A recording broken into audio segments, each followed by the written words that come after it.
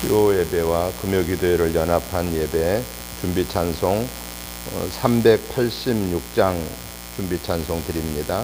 386장 준비 찬송입니다.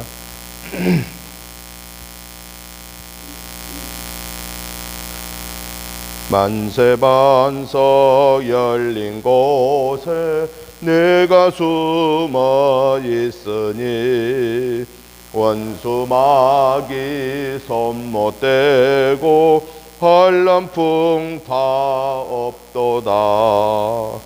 만세반석 열린 곳에 내가 편히 쉬리니 나의 번석 구주 예수 나를 숨겨 주소서. 죄에 매여 죽을 인생 편히 쉬기 바라니 주의 가슴 넓은 품에 내가 찾아 안기네. 만세반석 열린 곳에 내가 편히 쉬리니 나의 본석 구주 예수 나를 숨겨 주소서. 이 땅 위에 평안 없고 기쁜 일을 몰라도 주 예수의 참사랑을 내가 이제 알았네. 만세반석 열린 곳에 내가 편히 쉬리니 나의 본석 구주 예수 나를 숨겨 주소서. 험한 풍파 지나도록 순풍으로 도우사 평화로운 피난처에 길이 살게 하소서. 만세반석 열린 곳에 내가 편히 쉬리니 나의 본석 구주 예수 나를 숨겨 주소서. 아멘. 391장을 한 장 더 찬송 드리고 수요 예배 시작하겠습니다. 391장을 찬송 드립니다. 오 놀라운 구세주 예수 내 주 참 능력의 주시로다. 금바위 및 안전한 그곳으로 내 영혼을 숨기시네. 메마른 땅을 종일 걸어가도 나 피곤치 아니하며 저 위야 먼 곳 내가 이를 때며 금바위에 숨기시고 두 손으로 덮으시네. 오 놀라운 구세주 예수 내 주 내 모든 짐 벗기시네. 죄악에서 날 끌어 올리시며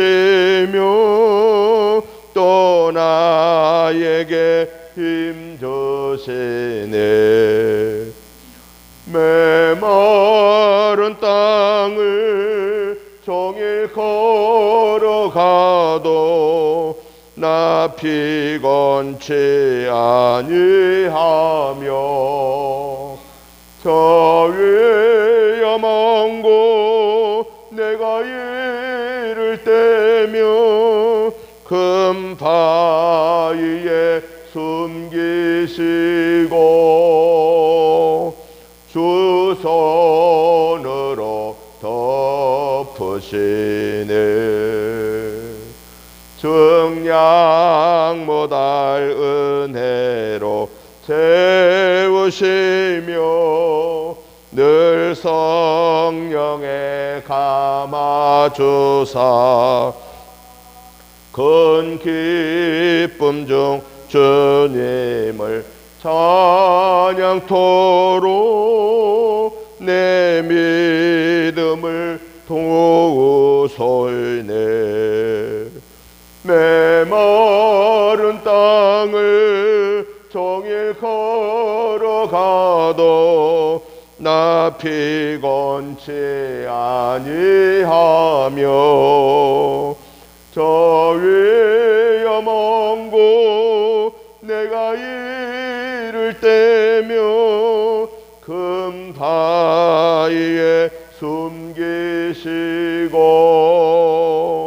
주 손으로 덮으시네. 주 예수님 공중에 임하실 때 나 일어나 맞이하리.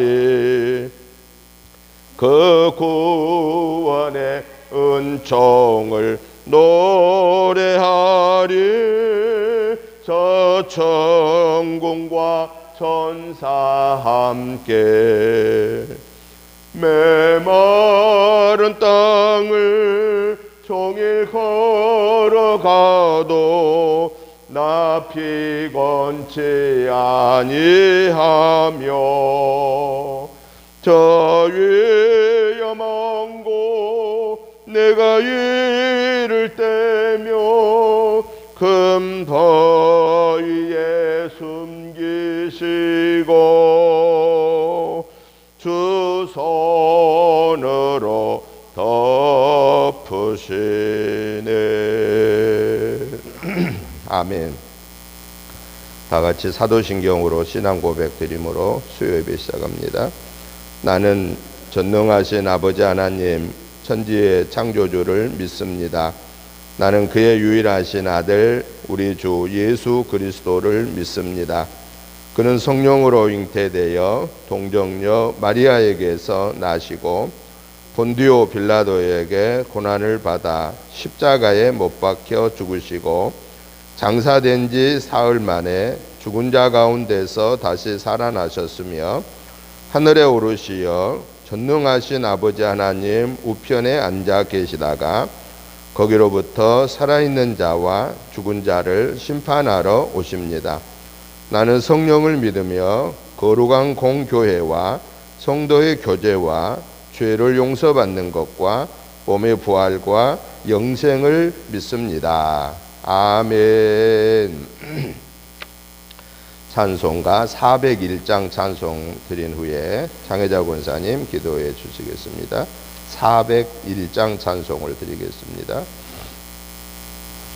주의 곁에 있을 때 마음이 든든하오니 주여 내가 살 동안 인도하여 주소서. 주여 주여 너를 인도하소서. 바른 세상 살 동안 주여 인도하소서.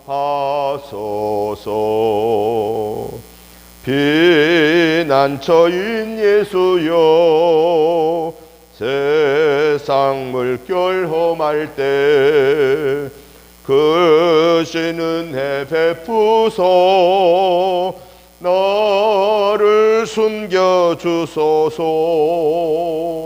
주여 주여 너를 인도하소서. 하소서. 바른 세상 살 동안 주여 인도하소서.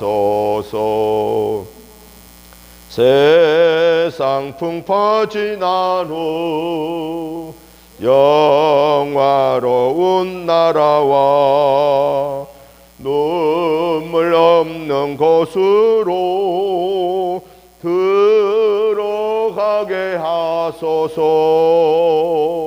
주여 주여 너를 인도하소서. 바른 세상 살 동안 주여 인도하소서.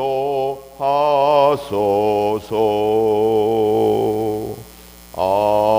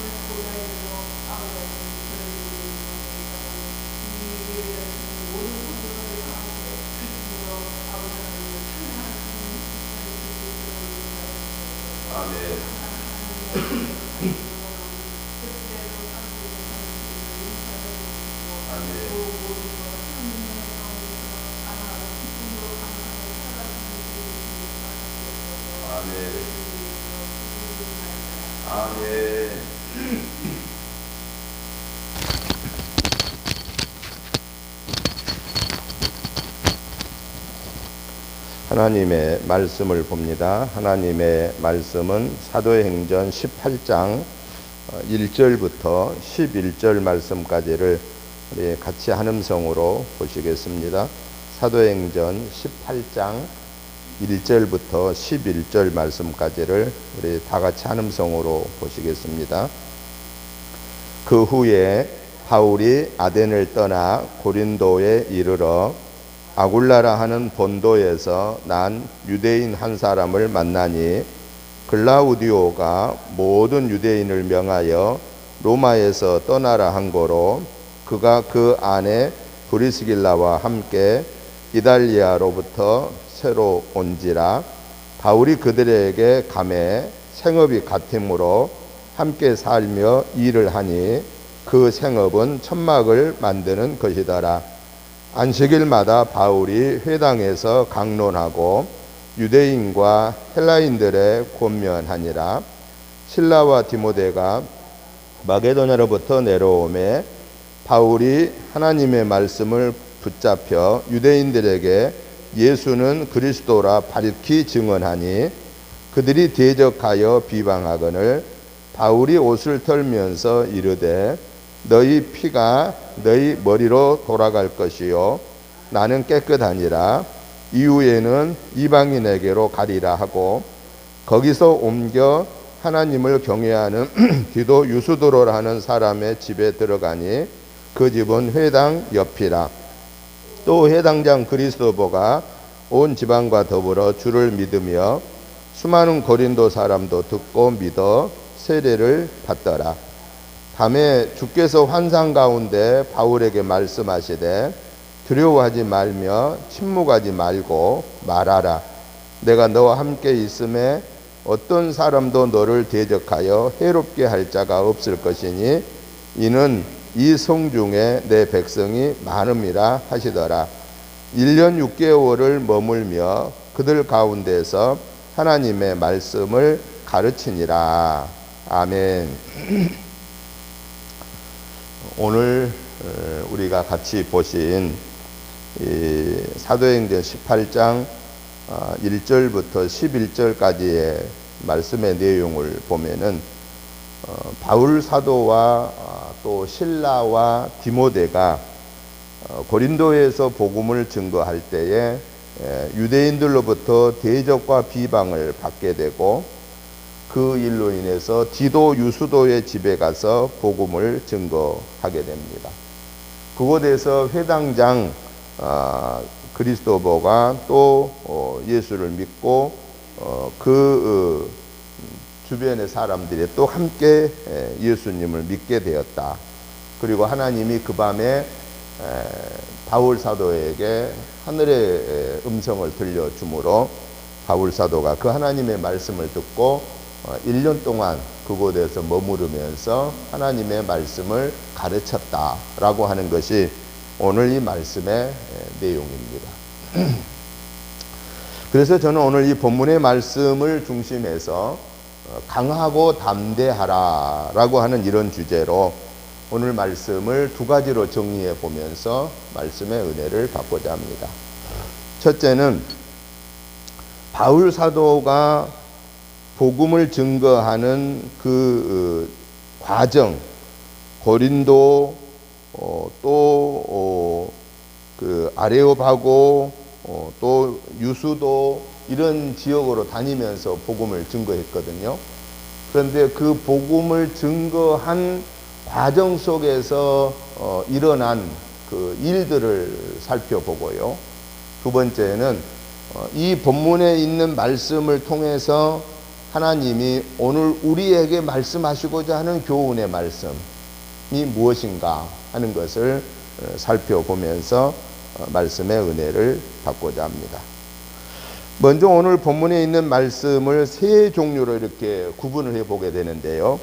1절부터 4절에서는 바울이 아덴을 떠나서 고린도에 와서 복음을 증거하게 되지요. 그래서 바울 사도가 아덴의 아레오바고에서 예수님의 십자가의 사건과 부활의 복음을 증거했을 때 조롱하는 자들이 있었고 또는 나중에 다시 듣겠다라고 하는 이러한 소극적인 사람들이 있었고 적극적으로 따르겠다는 그런 사람들이 안 나타났잖아요. 그래서 바울 사도는 이 고린도에서 떠납니다. 그래서 이 지역에서 이제 아레오바고에서 떠나서 어디로 오느냐? 고린도로 오게 되잖아요. 고린도에 와서 누구를 만나냐면은 브리스길라와 아굴라라고 하는 장막을 만드는 그 같은 직업의 사람을 만나게 됩니다. 그래서 이 브리스길라와 아굴라를 만나 함께 이제 사역을 하게 되는데 바울이 안식일마다 회당에 들어가서 유대인들과 헬라인들에게 말씀을 증거하는 그런 내용이 1절부터 4절의 내용입니다. 5절부터 6절에서는 바울 사도가 실라와 디모데와 함께 이 고린도에 와서 유대인들에게 이방인들에게 예수님의 복음을 증거한 결과에 대한 내용이 6절에 보면은 뭐라고 나오느냐? 유대인들이 비방했다라고 말합니다. 그래서 바울 사도는 유대인들이 비방하는 그 모습을 보고 자기 옷을 털면서 뭐라고 말하냐면은 너희 피가 너희 머리로 돌아갈 것이요 나는 깨끗하니라. 이후에는 내가 이방인에게로 가리라. 그렇게 선언하고 이 지역을 떠나버립니다.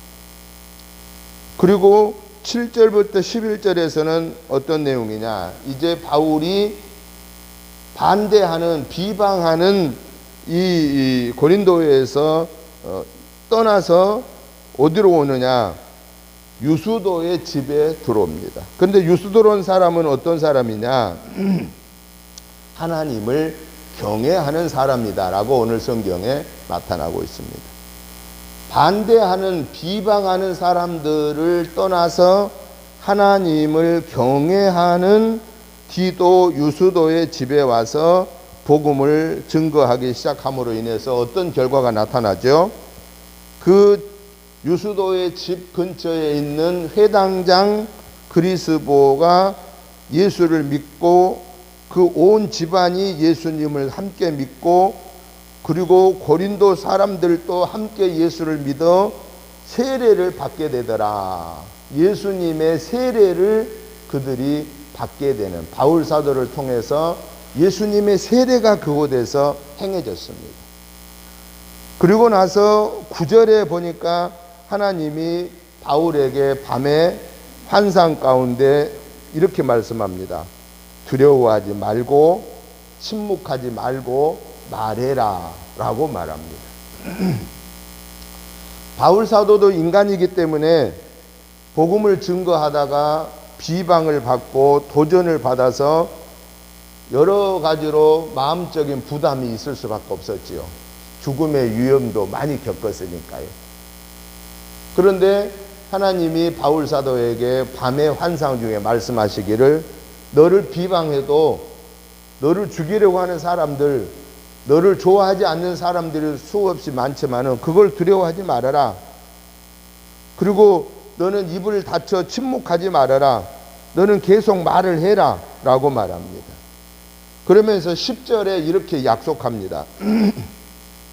내가 너와 함께 있겠다. 하나님이 바울 사도에게 말합니다. 내가 너와 함께 있겠다. 어떤 사람도 너를 대적하여 해롭게 할 자가 없게 하겠다. 이는 이 성중에 내 백성이 많다라고 말씀하십니다. 바울이 두려워 떨고 근심함 중에 있을 때 하나님이 바울 사도에게 두려워하지 말아라, 침묵하지 말고 말해라. 여기서 말하라는 것은 무슨 말하라는 겁니까? 예수님의 복음을 증거해라, 그 얘기거든요. 그러면서 보장의 말씀이 내가 너와 같이 있는다. 너를 대적해서 해롭게 할 자가 없게 할 것이다. 이 성중에는 내 백성이 많이 있다. 하나님이 그렇게 바울 사도에게 약속을 주고 계십니다. 그래서 바울 사도가 11절에서 그 하나님의 말씀을 듣고 나서 뭘 했느냐? 그 환상을 보고 이 지역에서 1년 6개월 동안 머물면서 하나님의 말씀을 가르쳤다라고 하는 그런 내용입니다. 그러면은 오늘 이 본문에 있는 사도행전 18장 1절부터 11절인 바울 사도가 복음을 증거하기 위해서 고린도로 왔는데 고린도 지역에서 또 비방하고 반대함으로 이제는 하나님의 사람 집에, 유수도의 집에 들어와서 복음을 증거할 때에 하나님의 말씀을 듣게 되고 하나님의 보장을 받게 된 이 말씀 속에서 오늘 우리에게 주시는 그 교훈의 말씀, 네마의 말씀이 뭐냐? 첫째는 전도자의 특징, 특별히 바울 사도의 전도 특징에 대해서 말씀하고 계십니다. 바울 사도가 가는 곳마다 바울 사도는 복음을 전했잖아요. 복음을 전했는데 바울 사도의 전도의 특징은 첫 번째는 누구를 대상으로 복음을 전하냐면은 유대인을 대상으로 복음을 전합니다. 그래서 다른 지역에 갈 때마다 이미 유대인들은 다 퍼져 있어요. 지역마다. 하나님이 사실은 이 일을 다 준비하기 위해서 이미 다 흩어놓은 거예요. 유대인들을. 유대인들이 각 지역마다 이방 지역 가니까 다 있어요. 가니까 다 자기들 회당이 다 있어요. 자기들의 예배 처소가 다 있어요. 하나님은 유대인들을 미리서 이방 지역에 다 풀어놓고 그리고 복음, 예수님의 복음을 증거하기 시작한 거예요. 그래서 먼저 하나님이 바울 사도를 통하여서 복음을 증거한 것은 유대인들에게 먼저 기회를 준 거예요. 왜 먼저 기회를 줬느냐? 유대인들을 하나님이 먼저 선택했잖아요. 구원의 백성으로 선택했잖아요. 그런데 그 선택을 유대인들이 받아들였어요? 잃어버렸어요? 잃어버린 거예요. 그 말은 무슨 얘기냐? 하나님을 믿는 사람들이지만, 유대인들은 하나님을 믿는 사람들이지만은 안타깝게도 예수님을 믿지 않았다, 그 말이죠. 지금도 역시나 유대인들은 예수님을 안 믿습니다. 예수님을 하나님으로 안 믿습니다. 유대인들은 예수님을 그냥 선지자 중에 한 사람으로는 믿지만은 예수님을 우리가 믿는 구원의 주로는 믿지를 않습니다. 그런데 이 말씀이 주어진 2000년 전의 상황으로 봤을 때 이 유대인들이 예수님을 믿었냐? 전혀 안 믿었고, 그러니까 예수님을 증거하는 사람들을 핍박했고, 이 바울이라는 사람도 예수님 믿는 사람을 핍박하고 잡아 가두고 죽이는 편에 서다가 마지막 다메섹 도상에 가서 예수 믿는 사람들을 잡으러 가다가 예수님의 부름 받아가지고 예수님의 제자가 됐지 않습니까? 그래서 바울 사도는 이방인의 사도로서 복음을 증거하는데, 가는 곳마다 누구한테 먼저 복음을 증거하냐면은 유대인한테 꼭 복음 전합니다. 그리고 어디를 주로 복음 증거하는 것으로 사용하냐면은 유대인 회당에 들어가서 복음을 증거합니다. 또 주로 어느 때 가서 복음을 주로 많이 증거하냐? 유대인들이 모이는 안식일 날에 가서 복음을 증거합니다. 하나님을 믿는 유대인들이지만은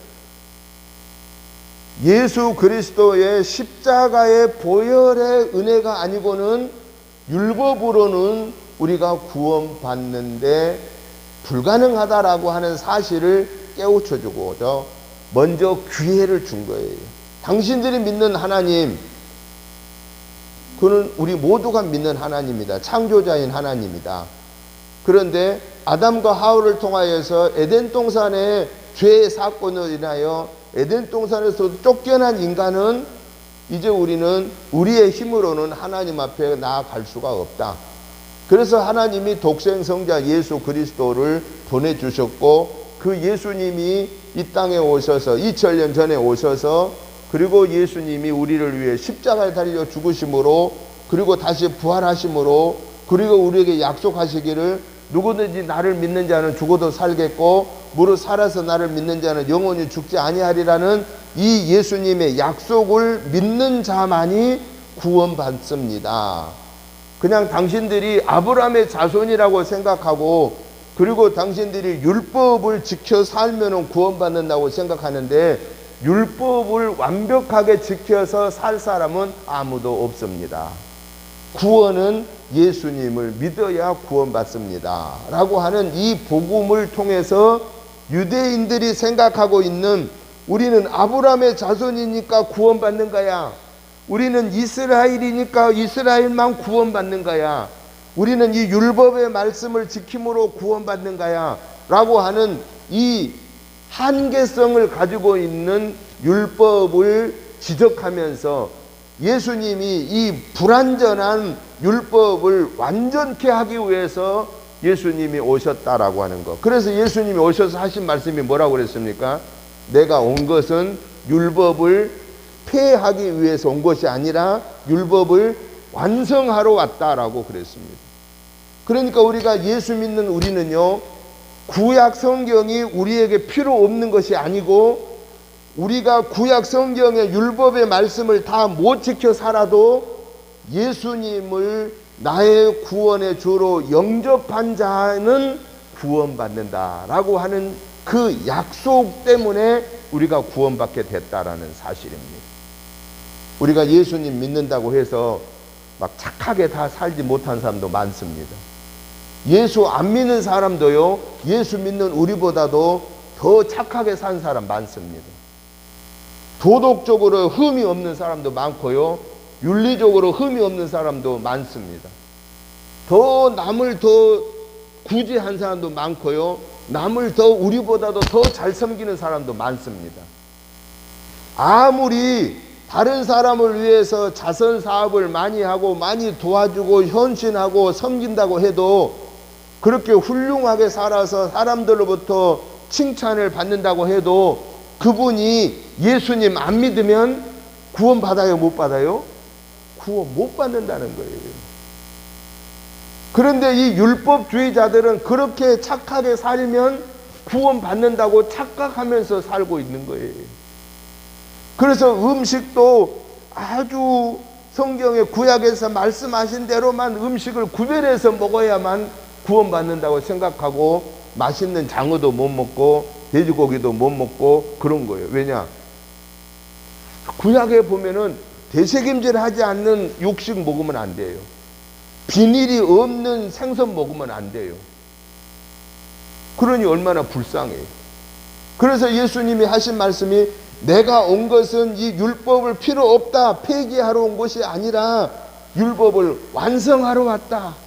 그러니까 예수님 믿으면 우리는 율법을 다 못 지켜도 그 율법 때문에 우리가 구원받는 거 아니기 때문에 우리는 하나님의 자녀로 사는데 아무 지장이 없다 그 말이에요. 그러나 이 구약 성경이 우리한테 필요 없다? 필요 없는 게 아니라 필요하다라는 거예요. 그러니까 우리가 예수 믿어 구원받은 하나님의 사람은 신구약 성경이 다 하나님의 말씀입니다. 누구에게 주어진 하나님의 말씀이에요? 오늘 나에게 주신 하나님의 말씀. 오늘 나에게 주신 하나님의 말씀이란 무슨 얘기예요?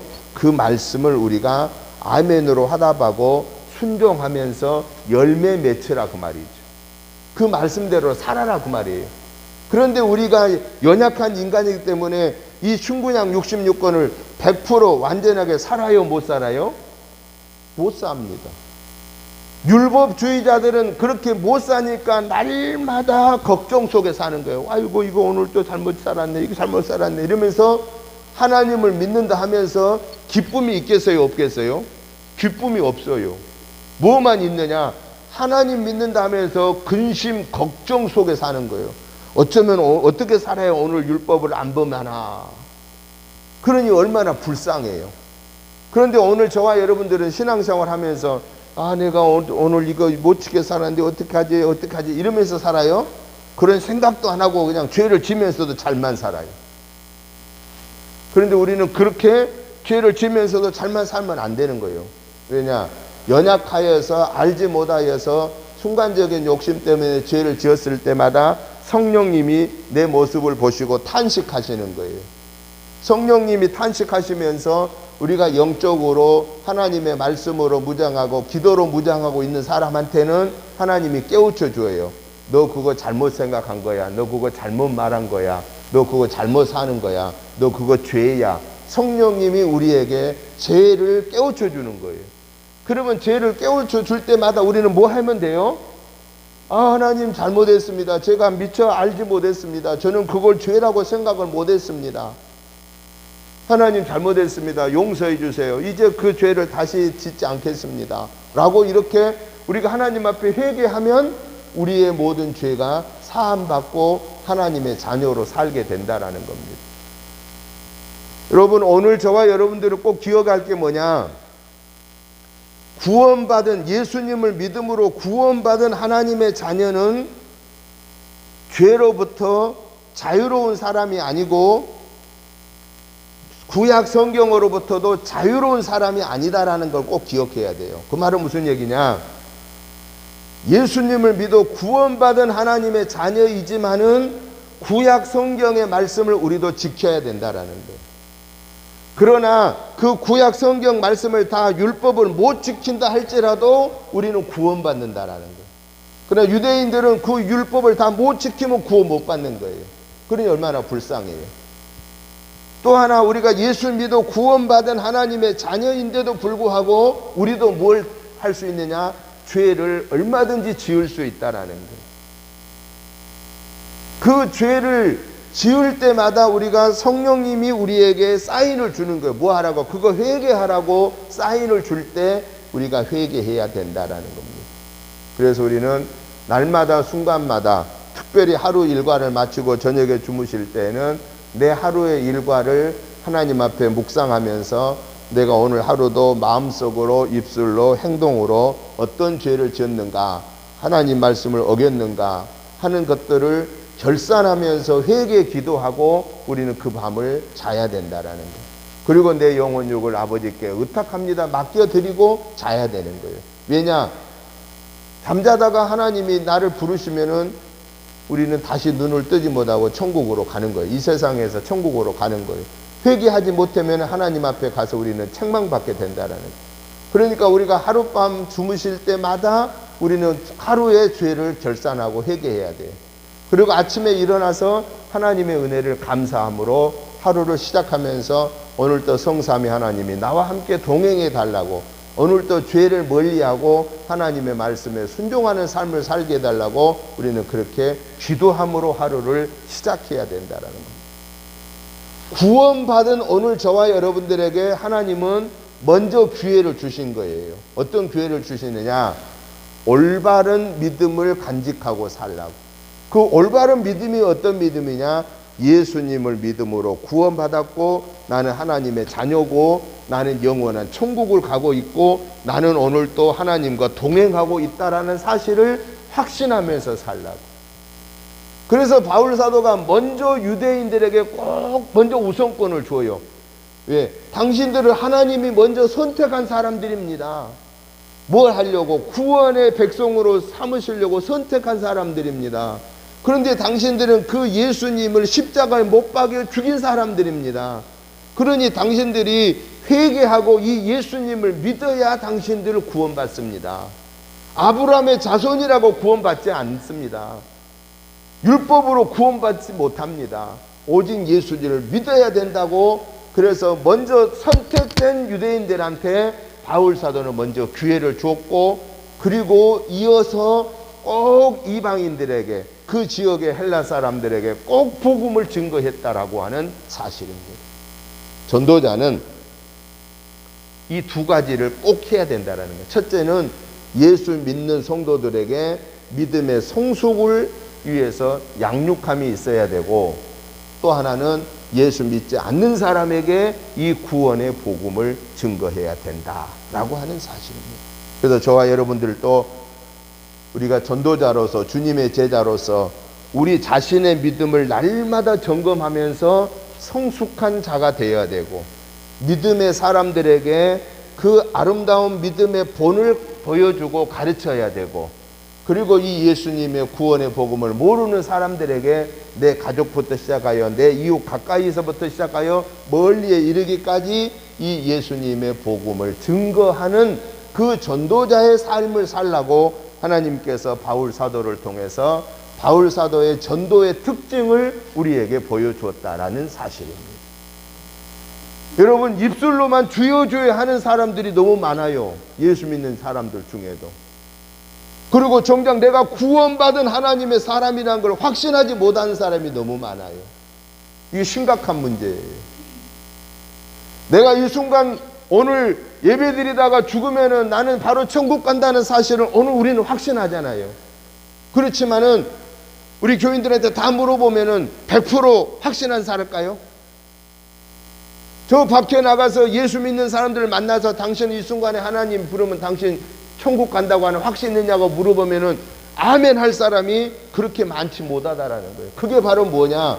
그게 입술로만 주여 주여 하는 사람들이, 하나님을 만나는 구원의 체험이 없는 사람들이 의외로 많이 있다라는 거예요. 그래서 우리는 먼저 예수 믿는 내 자신이 이 구원의 확신을 갖고, 그리고 내 주변에 예수 믿는 사람들이 이 구원의 확신을 갖도록 양육시켜야 되고, 그리고 예수 믿지 않는 사람을 우리는 구원시켜야 된다라고 하는, 이것이 바로 전도자의 삶이다 하는 모습을 바울 사도를 통해서 우리에게 깨우쳐 주고 계십니다. 또 하나 중요한 말씀의 교훈은 뭐냐? 오늘 이 바울 사도의 전도 사역을 통해서 우리에게 깨우쳐 주신 말씀의 교훈은 전도자는 내 고집으로 전도하지 말고 성령님의 인도하신 대로 순종해라 하는 겁니다.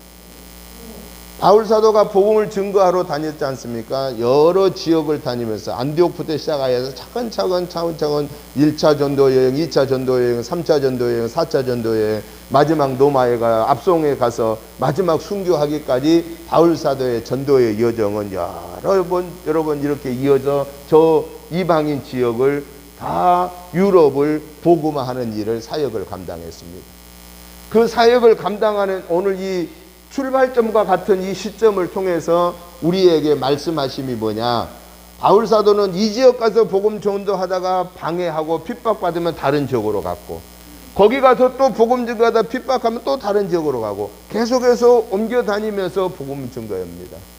이건 뭘 말하느냐? 전도자는 오늘 내가 이 사람을 아주 끝장내서 꼭 예수 믿게 해야 되겠다.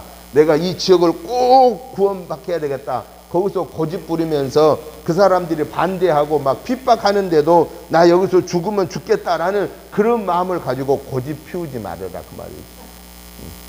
그런 고집 피우는 사람도 있어요. 믿음이 좋다고 하는 사람들이.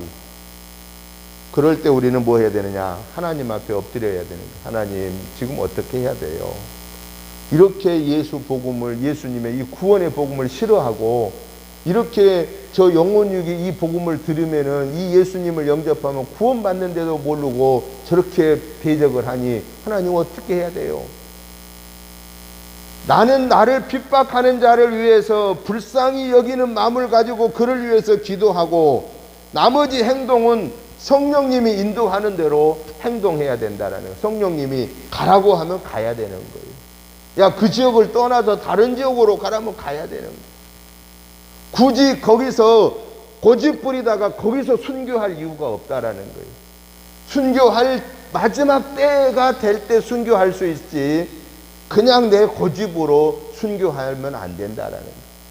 바울 사도는 마지막 하나님이 복음을 이방인 사역의 최고 절정지인 로마에 가서 그것도 황제 앞에서 당시 세계를 다스리는 로마 황제 앞에 가서 복음을 증거하고 예수님을 증거하고 그는 순교당합니다. 그게 마지막에 하나님이 바울 사도에게 주어진 종착지였습니다.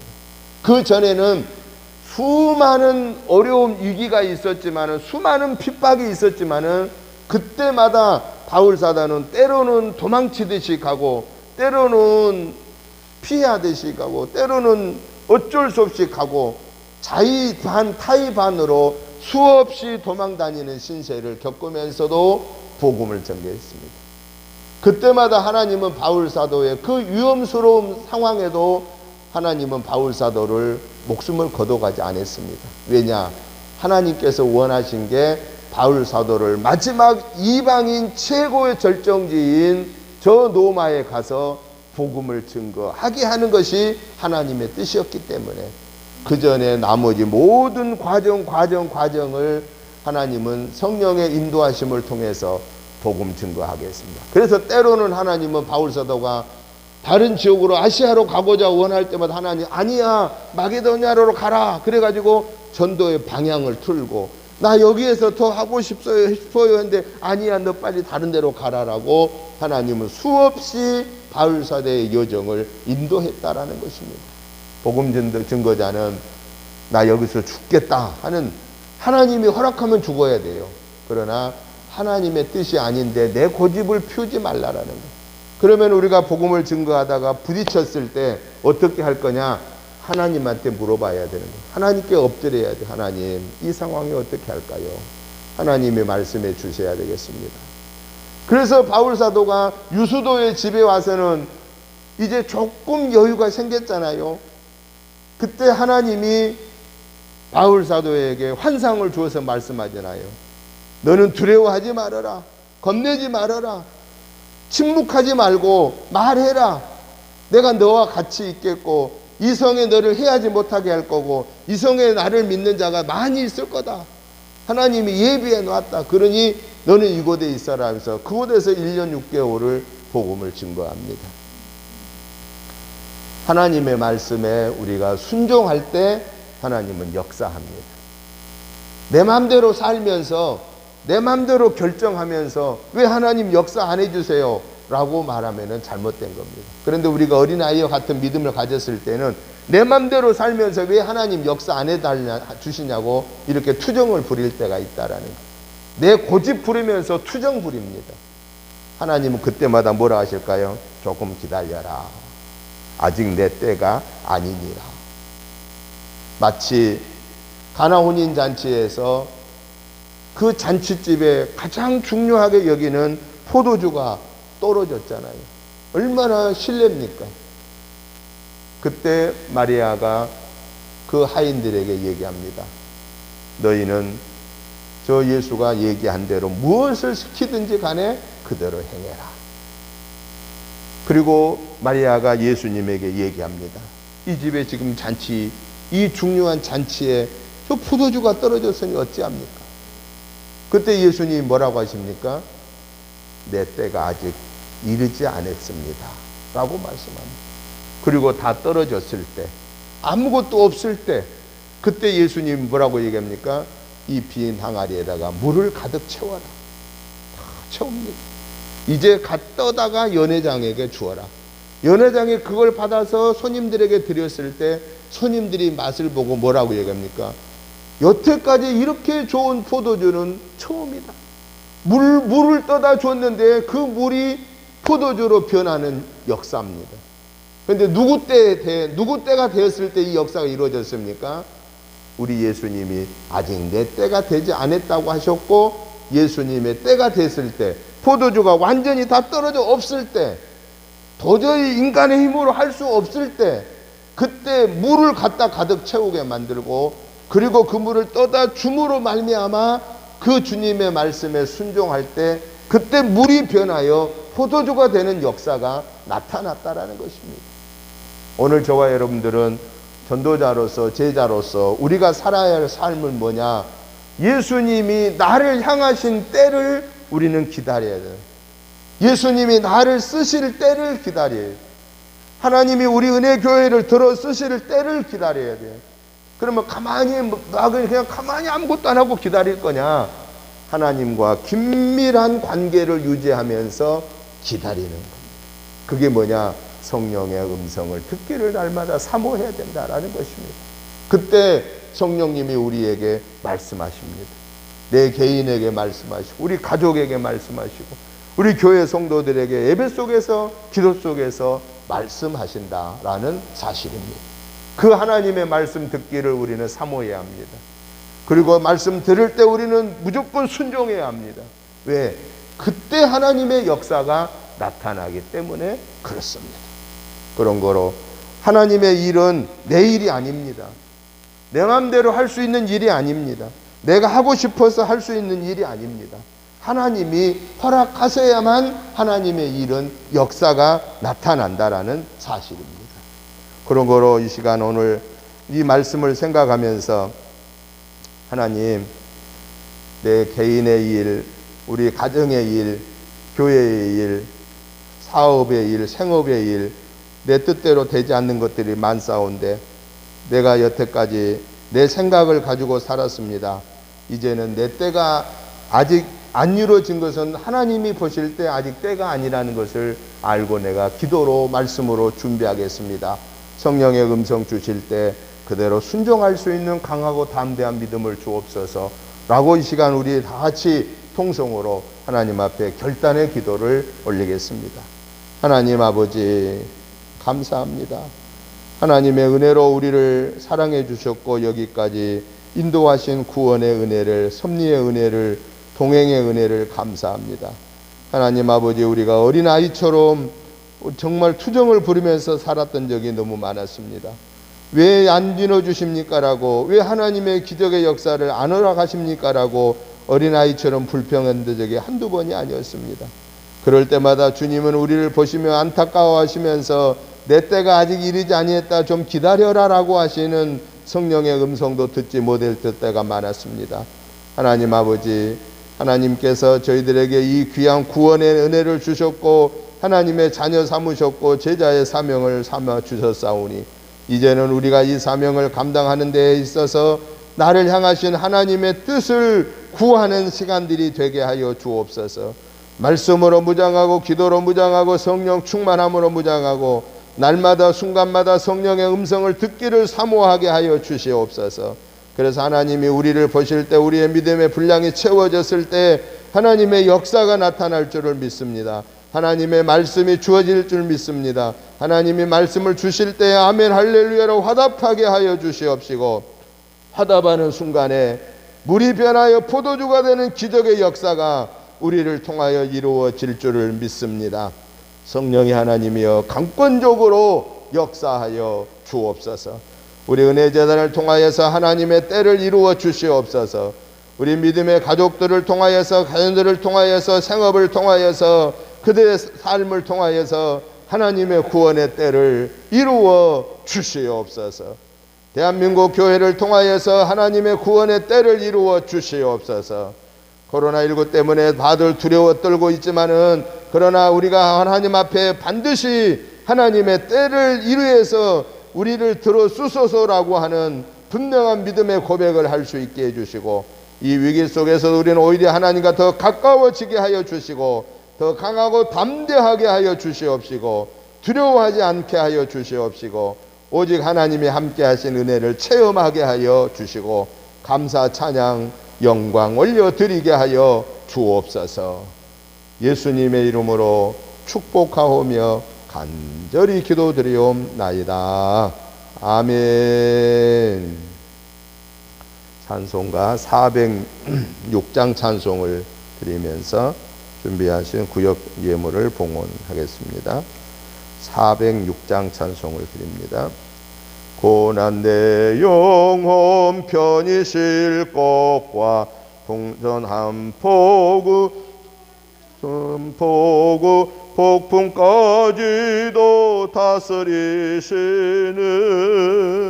주의 영원한 팔 의지해 주의 영원하신 팔 함께 하사 항상 나를 붙드시니 어느 곳에 가든지 요동하지 않으며 주의 팔을 의지함이라. 세상 친구들 나를 버려도 주님 함께 동행함으로 주의 은혜가 충만하리니 주의 영원한 팔 의지해 주의 영원하신 팔 함께 하사 항상 나를 붙드시니 어느 곳에 가든지 요동하지 않으며 주의 팔을 의지함이라. 나의 믿음이 연약해져도 미리 예비한 힘을 주시며 위태할 때도 안보하시는 주의 영원한 팔 의지해 주의 영원하신 팔 함께 하사 항상 나를 붙드시니 어느 곳에 가든지 요동하지 않으며 주의 팔을 의지함이라. 능치 못할 일 주께 없으니 나의 일생을 주께 맡기며 나의 모든 짐 대신 지시는 주의 영원한 팔 의지해 주의 영원하신 팔 함께 하사 항상 나를 붙드시니 어느 곳에 가든지 요동하지 않으며 주의 팔을 의지함이라. 아멘. 성탄 감사예물 원철이 목사님, 이혜원사님 올렸습니다. 주일 예물 이동원 집사, 홍영 집사, 시온이 가정에서 드렸습니다.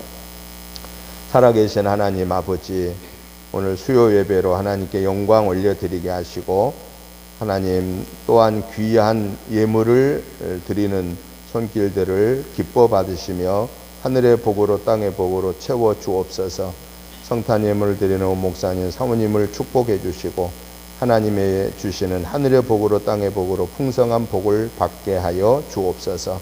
하나님 항상 자녀손들이 영혼육의 범사가 잘 되게 하여 주시고 정말 하나님의 함께 하심을 날마다 체험하면서 감사하며 사는 복된 삶을 살게 하여 주옵소서. 귀한 하나님의 자녀들이 또 주일 예물을 드렸사오니 하나님 기뻐 받아주시고 저들의 영혼육을 강건케 하여 주옵소서. 드려지는 구역 예물이 하나님 기뻐하시는 선교 사역에 귀하게 쓰임받아 하나님 영광 드러내게 하여 주옵소서. 이제는 우리 주 예수 그리스도의 크신 은혜와 아버지 하나님의 지극하신 사랑하심과 성령님의 감동 감화 충만한 역사하심이 오늘 또 하나님의 자녀로서 전도자로서 제자로서의 삶을 감당하기 위해서 또 하나님의 때를 이루면서 그때까지 기다리는 삶 속에서 말씀으로 기도로 성령 충만함으로 무장하다가 하나님의 음성을 들을 때 아멘으로 화답하고 순종하여 하나님의 기적의 역사를 도구를 이루는 귀한 도구로 쓰임받기를 사모하는 하나님의 자녀들과 그 가정과 자녀손과 직장과 생업과 특별히 우리 은혜재단과 이 지역과 나라와 민족 위에 이제부터 영원토록 함께 계시옵기를 간절히 축원하옵나이다. 아멘.